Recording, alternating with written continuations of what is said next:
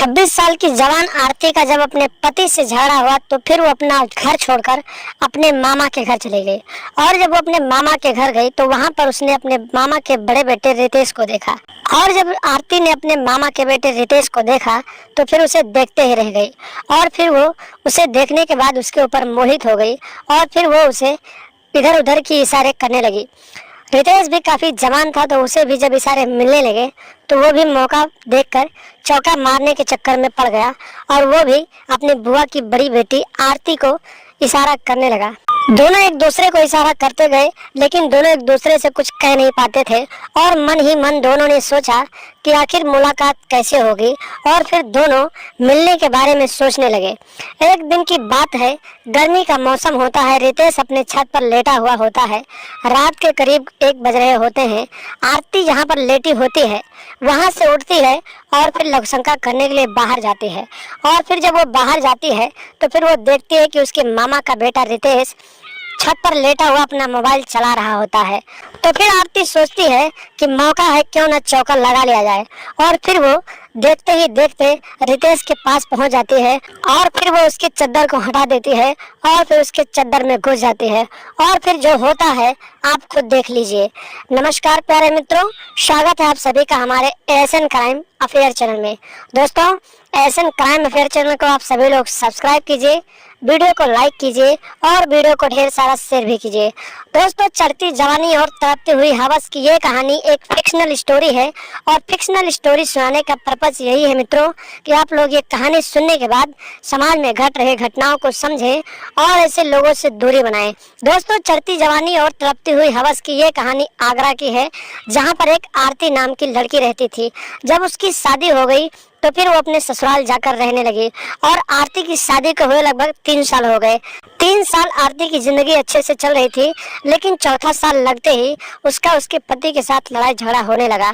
और इतना लड़ाई झगड़ा होता था कि कभी कभी उसका पति रोज रात को जब आता था तो उसे मारता भी था। इसी तरीके से आरती अपने पति से लड़ाई झगड़ा करते परेशान हो गई और फिर एक दिन वो अपने पति का घर छोड़कर अपने मामा के घर चली गई। और जब वो अपने मामा के घर पहुंची तो उसके मामा के घर पर एक बड़ा बेटा था उनके मामा का, जिसका नाम रितेश था। जब उसे वो देखती है तो फिर उसे देखते ही रह जाती है और मन ही मन उसके साथ रहने के बारे में सोचने लगती है और उसे गलत गलत इशारे भी करने लगती है। रितेश भी काफी जवान था तो उसे जब इशारे मिलने लगे तो वो भी समझ गया कि आखिर उसके बुआ की बेटी चाहती क्या है और फिर रितेश भी उसे इशारे करने लगा और दोनों एक दूसरे को इशारा करने लगे और फिर दोनों एक दूसरे के साथ रातें रंगीन करने के बारे में सोचने लगे, लेकिन दोनों को मौका नहीं मिलता था। दोनों एक दूसरे के साथ रहने के बारे में सोचने लगे थे और फिर वो सोचते थे कि जब मौका मिलेगा तो चौका लगा देंगे। और इसी तरीके से समय बीतते गए और करीब 5-6 दिनों तक जब आरती अपने मामा के घर रह गई तो फिर एक दिन की बात होती है, गर्मी का मौसम होता है। रितेश अपने छत पर लेटा हुआ होता है। रात के करीब 1 बज रहे होते हैं। तभी अचानक आरती की नींद खुलती है और वो लघुशंका करने के लिए घर से बाहर जाती है। जब वो लघुशंका करने के लिए जाती है और फिर जब वापस आती है तो वो देखती है कि उसके मामा का लड़का रितेश छत पर अपना मोबाइल चला रहा है। तो वो सोचती है कि अभी मौका है, घर में सब लोग सो रहे हैं, क्यों ना चौका लगाया जाए।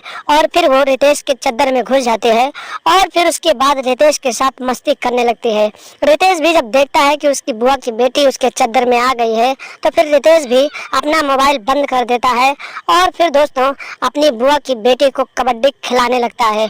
कुछ देर तक दोनों कबड्डी खेलते हैं और उसके बाद जब रितेश छोड़ देता है तो फिर उसकी बुआ की बेटी घर में आकर रहने लगती है और इसी तरीके से दोनों चोरी चुपके मिलने लगते हैं और इन दोनों का प्रेम बढ़ने लगता है और दोनों एक दूसरे के रिश्तों को, एक दूसरे की मर्यादाओं को तोड़ने लगते हैं और नाजायज रिश्ते भी बनाने लगते हैं। तो दोस्तों, सावधान रहें, सतर्क रहें, क्योंकि इस जमाने में इस तरह की घटनाएं घट रही हैं।